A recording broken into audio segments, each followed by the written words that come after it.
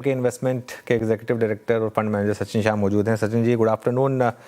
सचिन जी, बताइए क्या व्यू है इस समय मार्केट पर और क्या लग रहा है आपको, क्या हम वापस ऑल टाइम हाई की तरफ बढ़ रहे हैं? Hi Anuj, thank you so much. Thank you so much for having me on the show. हाँ, हमें लगता है कि ये बहुत ही एक पॉजिटिव मोमेंटम अभी बाजार में बन चुका है।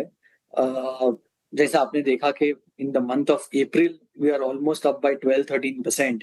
तो जो हमने मार्च महीने में जो हमने लॉस किया था, करीब करीब पूरा रिकवर हो चुका है और काफी सारे स्टॉक्स वहां से बेटर भी हो रहे हैं। और जो हिसाब से अर्निंग सीजन भी अभी आई है, जैसे आपने बताया नेस्ले का रिजल्ट्स हो या वीकेंड में हमने एचडीएफसी बैंक, आईसीआईसीआई बैंक के रिजल्ट्स देखे, तो काफी सारे जो लार्ज कैप कंपनीज है इनके रिजल्ट्स भी बहुत ही अच्छे आए हैं। और इवन जो आईटी सेक्टर है वहां पे भी जो इतना फियर था, शायद वो हिसाब से रिजल्ट्स या गाइडेंस भी नहीं है अभी तक। तो मुझे लगता है कि ओवरऑल मार्केट्स निफ्टी में मोमेंटम, पॉजिटिव मोमेंटम बना रहेगा। ओके अच्छा सचिन जी, इस ट्रेजेक्ट्री में जब बाजार थोड़ा सा अगर आप देखें जियोपॉलिटिकल टेंशंस को दरकिनार करके आगे बढ़ रहा है ना, वरीज हैं, चिंताएं हैं अभी भी। अगर आप देखें इस्लामाबाद टॉक्स का आउटकम क्या होगा, इस सीज फायर का क्या होगा, फर्दर स्ट्राइक्स होंगी कि नहीं होगी, इन सब रिस्क को अगर आप देखें हम थोड़ा सा दरकिनार करके 6 अप्रैल से लेकर अब तक लगभग इन 15 सेशंस में आगे बढ़े हैं, 15 दिनों में। लाजमी है कि इस मूव के बाद कुछ चीज़ें अच्छी रही हैं, कुछ नहीं रही हैं, कहीं रिस्क और अच्छा रहा है, लेकिन इसमें कोई राय नहीं है कि हिस्टोरिकली जब भी हम प्रोसीड करते हैं टूवर्ड्स ऑल टाइम हाई या फिर towards previous high, banks lead करते हैं। आप किन किन बैंक्स पे बुलिशनेस रखते हैं, स्पेशली जहां रिस्क रिवॉर्ड रेशियो आपको बेटर लग रहा है, जैसे आईसीआईसीआई बैंक, जैसे एचडीएफसी बैंक, या फिर आप पीएसयूज, वो प्रूव्ड सेगमेंट जो था उसकी तरफ जाना चाहेंगे? जी, हमें ये लगता है और हमें काफी टाइम से लग रहा है, सिर्फ अभी नहीं। जो ओवरऑल प्राइवेट सेक्टर बैंक है और उसमें जो लीडर्स है, क्लियरली वहां पे उनकी रिजल्ट ट्रेजेक्टरी बहुत ही स्ट्रांग है। उनके असेट क्वालिटी तो बहुत ही अभी सब रिजल्ट्स में दिख ही रहे हैं, they are very much under control. और even more important I think उनके जो आउटलुक है in terms of their advances growth और even whether it is on the liability side, the deposit growth, ये सब की ये अंदाज है कि ये लोग ओवरऑल इंडस्ट्री से बेटर ग्रोथ करेंगे। और इनके जो आज की तारीख में वैल्यूएशंस है, क्योंकि पर्टिकुलरली लास्ट फरवरी और मार्च में ये स्टॉक्स काफी नीचे आ गए हैं, ऑलमोस्ट 20-25% नीचे आ चुके हैं। और तो यहाँ से अब इनका रिस्क एडजस्टेड रिटर्न जो है बहुत ही सुपीरियर। सो क्लियरली हमें लगता है कि यहाँ पे अभी आपका वैल्यूएशन रिस्क है नहीं, ऊपर से अर्निंग्स ग्रोथ यहाँ से काफी बेटर रहेगा of some of these large private sector banks versus the overall industry. So on both the ends, it is clearly a superior at this point in time. Banks पे ये view आपका, specially large private banks पर। Sachin ji, good afternoon.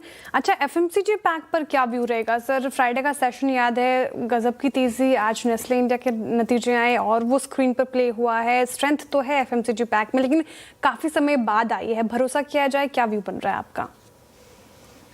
जी, FMCG में क्या है कि हमेशा ये स्टॉक्स काफी एक्सपेंसिव रहते हैं, 50p, 60p, 65p रहते हैं। बट लास्ट 1-2 साल में यहाँ पे भी अच्छा टाइम वैल्यू करेक्शन हुआ है। सो काफी सारे स्टॉक्स जो 65-70p थे, अभी 45-55p के बीच में आ चुके हैं। तो अभी यहाँ से जो कंपनीज में ग्रोथ रहेगा, और पर्टिकुलरली अगर डबल डिजिट ग्रोथ रहेगा in the next 12 to 24 months, और ये सारी एफएमसीजी कंपनीज में नहीं रहेगा क्योंकि बहुत सारे प्रोडक्ट्स का पेनिट्रेशन लेवल बहुत हाई होता है। तो जो कंपनीज के निश प्रोडक्ट्स है या जो कंपनीज में अभी भी सेमी अर्बन रूरल एरियाज में पेनिट्रेशन की गुंजाइश है, वहां पे आपको I would say high single digit to low double digit at least आपको एक वैल्यू ग्रोथ मिल सकता है। तो वहां पे they will continue to at least deliver the earnings growth. P की री रेटिंग ज्यादा गुंजाइश नहीं रहती है स्टॉक्स में ये लेवल से, बट एटलीस्ट अर्निंग्स ग्रोथ यहां से अभी कैप्चर हो सकता है। अच्छा सचिन, ये रिवर्सल बहुत सारे वीक स्पेस में भी आ रहा है, ठीक है।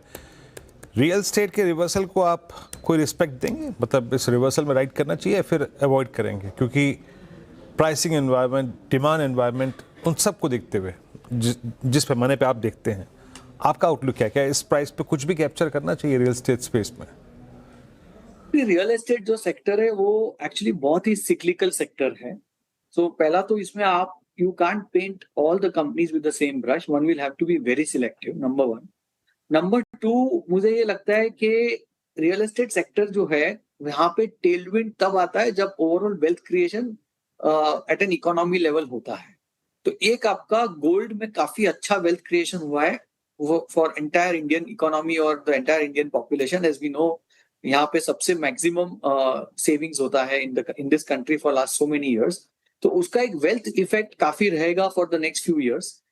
सेकेंड जो है, जो वेल्थ क्रिएशन होता है वो आपके कैपिटल मार्केट्स में होता है, पर्टिकुलरली इक्विटी मार्केट्स. तो अगर ये नेक्स्ट 6-12 महीना जो हिसाब से हम सोच रहे हैं, अगर इक्विटी मार्केट्स भी पॉजिटिव रहता है तो उसका एक इफेक्ट आपको रियल एस्टेट में भी दिखेगा. ओके, रियल एस्टेट पैक पर ये व्यू गया सर. सचिन जी, एक स्पेस जो लगातार स्ट्रेंथ दिखा रहा है वो है ये पूरा पावर स्पेस. इनमें भी अगर आप देखें तो पावर इक्विपमेंट स्टॉक्स काफ़ी अच्छा परफॉर्म कर रहे हैं और आज के सत्र में भी काफ़ी स्ट्रेंथ है. जब मार्केट वीक भी था तब भी इन्होंने स्ट्रेंथ दिखाई. यहाँ पर क्या आपने एक्सपोजर बढ़ाया है? हमने अभी तो at this point in time exposure नहीं चेंज किया है. बट ये जो सेक्टर है यहाँ पे क्लियरली टेलविंड बहुत ही बढ़िया एंटिसिपेशन में ये सब स्टॉक्स बढ़ रहे हैं. क्योंकि जो हिसाब से in the last 2-3 months because of this geopolitical tensions, India का vulnerability हुआ है on the import of the petro products. तो कहीं ना कहीं मार्केट ये एंटिसिपेट कर रहा है that there will be some catalyst, particularly in the renewable energy space, on the policy side, के यहाँ पे एक बड़ा इंसेंटिव आएगा to actually make India less and less dependent on the imported fossil fuels. तो ये एक एंटीसिपेटरी एक बड़ा पॉजिटिव मूव हो रहा है. तो I think that is what this momentum has actually caught on. Okay Sachin ji, बहुत बहुत शुक्रिया, आप इस बातचीत में आज शामिल हुए और सभी सेक्टर्स पर अपनी राय रखी. आपने बहुत बहुत शुक्रिया. हम क्लोज कहाँ हो रहे हैं, हम 24